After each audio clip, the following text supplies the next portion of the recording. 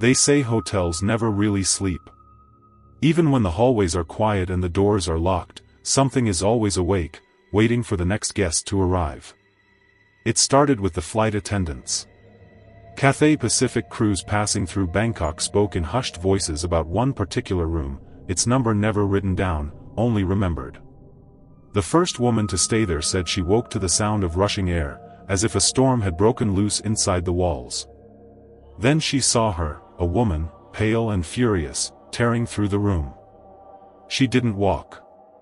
She burst through furniture, slipped through windows without opening them, and vanished into solid walls like smoke. The next night, another attendant from the same airline checked into that very room. She saw the same thing.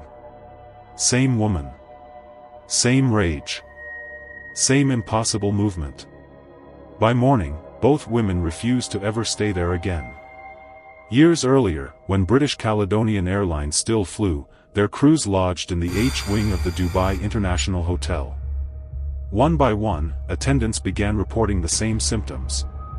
Sleepless nights. Crushing pressure on their chests, as though someone unseen was sitting on them in the dark. And always, just before dawn, the sense that they were not alone, followed by glimpses of a shape drifting from room to room, lingering just long enough to be noticed.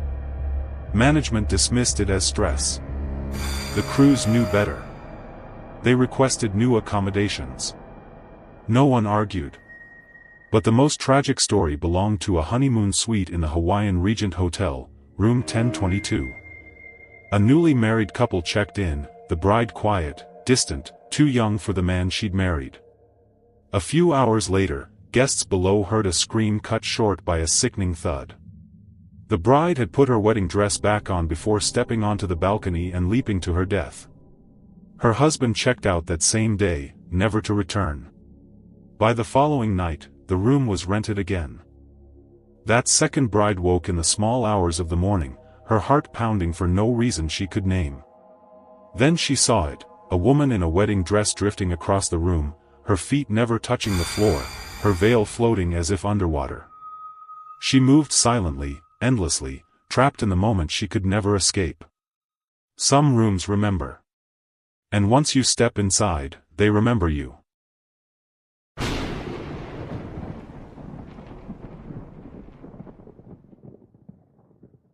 Some places don't try to scare you. They simply wait until you stop believing. The Anchorage Hotel has stood for generations, its historic facade calm and dignified, as if nothing terrible had ever happened within its walls. Visitors arrive confident, rolling their suitcases across the polished floor, smiling at the idea of ghost stories. By the time they leave, most of them no longer smile. Just a few steps from the hotel's entrance, a man once died violently.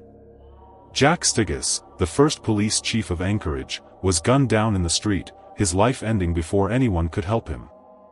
His killer was never found. No arrests. No answers. They say unresolved deaths leave something behind, and every year, on the exact anniversary of his murder, guests report seeing a lone figure near the spot where he fell. A man standing too still.